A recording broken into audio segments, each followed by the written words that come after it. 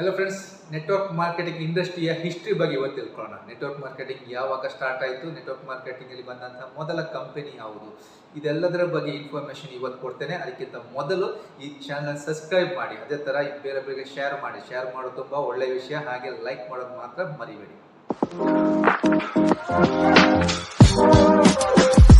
Network marketing industry ಹುಟ್ಟಿದ್ದು 1886ರಲ್ಲಿ. Network market ಇಂಡಸ್ಟ್ರಿಯ ಮೊದಲ company ಹೆಸರು ಯವನ್ ಅಂತೇಳಿ.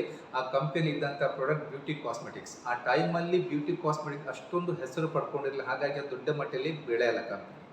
1934ರಲ್ಲಿ ಕಾರ್ಲ್ ರ್ಯಾನ್ ಬಾರ್ಗ್ ಎನ್ನುವ ಚೈನಾದ ವ್ಯಕ್ತಿಯೊಬ್ಬರು ಡೈರೆಕ್ಟ್ ಸೆಲ್ಲಿಂಗ್ ಇಂಡಸ್ಟ್ರಿಯಲ್ಲಿ ಒಂದು ಕ್ರಾಂತಿಯನ್ನೇ ಹುಟ್ಟಾಕ್ತಾರೆ.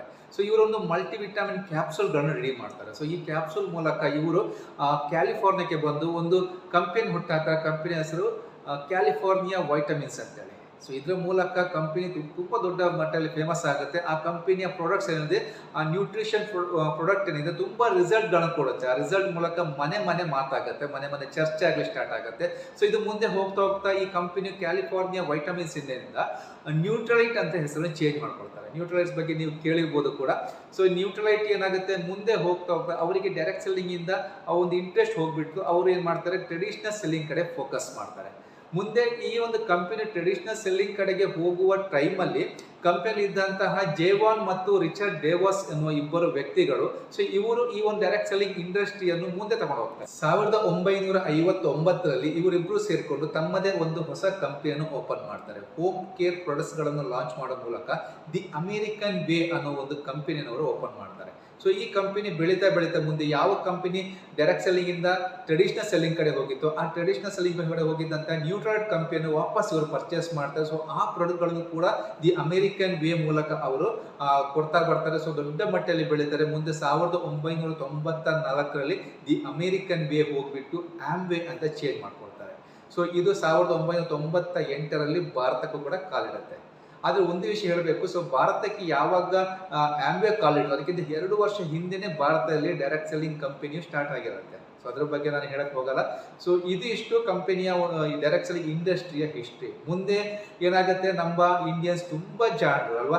ಸೊ ಯಾವ್ದು ಒಳ್ಳೆ ಬರ್ತಾ ಅದನ್ನು ಕಾಪಿ ಮಾಡೋಕ್ಕೆ ಸಾವಿರಾರು ಜನ ನಿಂತಿರ್ತಾರೆ. ಸೊ ಏನ್ ಮಾಡ್ತಾರೆ, ಈ ಡೈರೆಕ್ಟ್ ಸೆಲ್ಲಿಂಗ್ ಇಂಡಸ್ಟ್ರಿ ದುಡ್ಡು ಮಾಡಬಹುದು ಅಂತ ಹೇಳ್ಕೊಂಡು ಇಲ್ಲೀಗಲ್ ವೇಗಳನ್ನು ತಗೊಂಡ್ಬರ್ತಾರೆ.